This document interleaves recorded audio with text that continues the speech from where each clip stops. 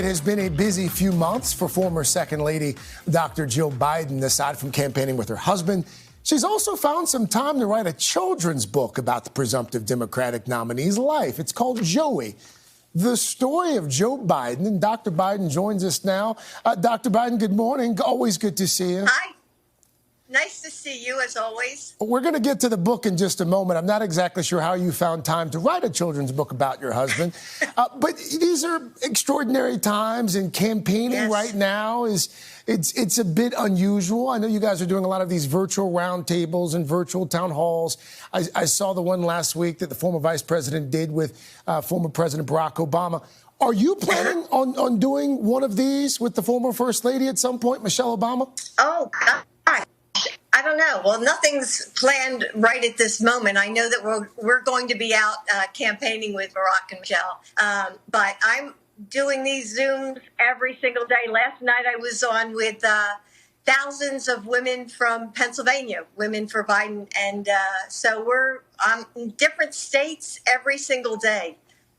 Many different states. You and your husband have been quite vocal about how this pandemic has been handled on a federal level.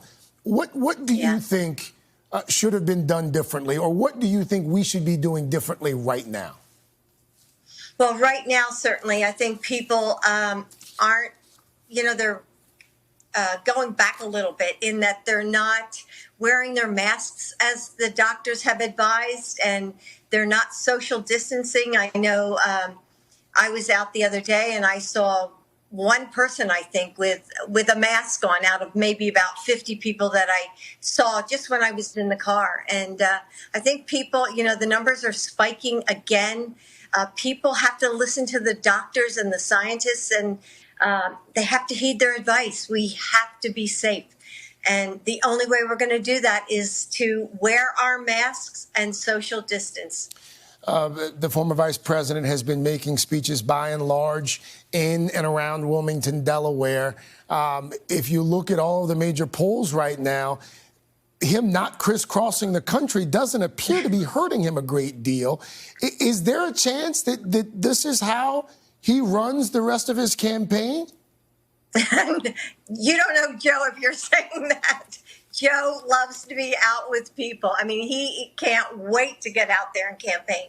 But right now, he's Zooming, from 9 in the morning till 10 at night. And so he's reaching thousands of people, but he really wants to be out there talking to people personally. And but right now, it's too dangerous. So we're just taking it step by step, listening to the docs.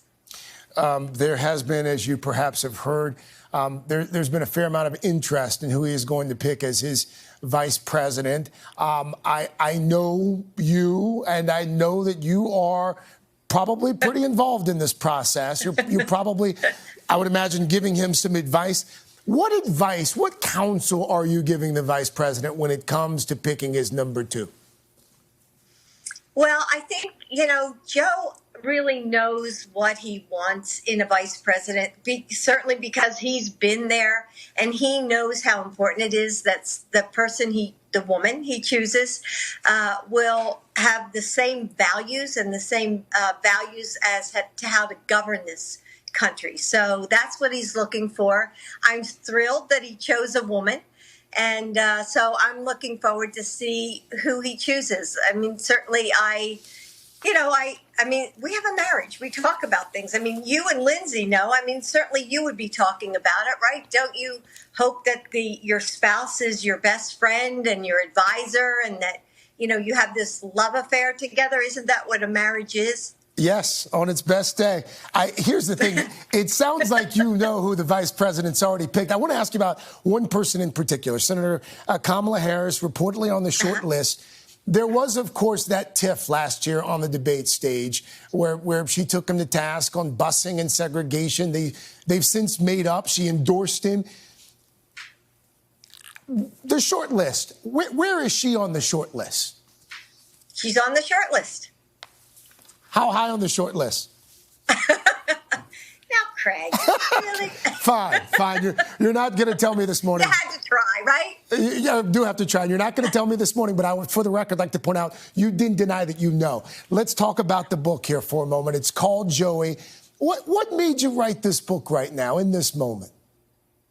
Well, I wanted young children to see who Joe was as a child. I mean, they see him all the time on the news, but, as a child, he was full of adventure and fun, and he never refused to dare.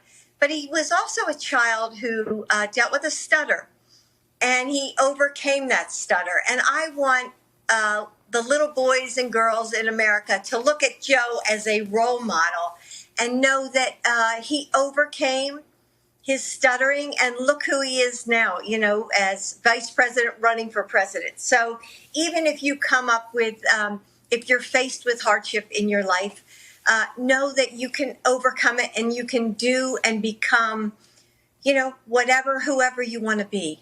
There's a phrase that appears in the book several times, give me the ball, give me the ball. Why did you choose to focus on that phrase in particular, Dr. Biden? Craig, when I was writing the book, I had no idea how relevant that phrase would be. But right now, in this moment in history, I think it's so fitting that Joe Biden is saying to Americans, give me the ball. Give me what's happening now. Let me handle it. Let me take these burdens away from you and carry them on my shoulders. Whether that's health care, or whether it's education, or whether it's inequity in this country, whatever it is.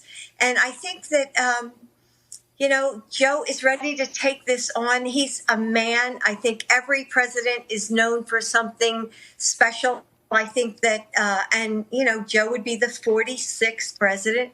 And I think he'll be known for his empathy and how he can relate to people's problems. His dad lost his job. He dealt with a stutter. He got involved in the civil rights movement, and he knows how hard it's been for people of color. So I think Joe is the perfect person for this moment in history, the perfect president. Dr. Joe Biden, we'll have to leave it there. Always good to see you. Thank you so much for your time this morning. Love to Lindsay. Thanks so much. Pass it along. The book is called Joey, the story of Joe Biden. By the way, happy anniversary as well. Dr. Biden has been married to Joe Biden for 43 years. We could do an entirely separate segment on how one does that. Dr. Biden, thank you.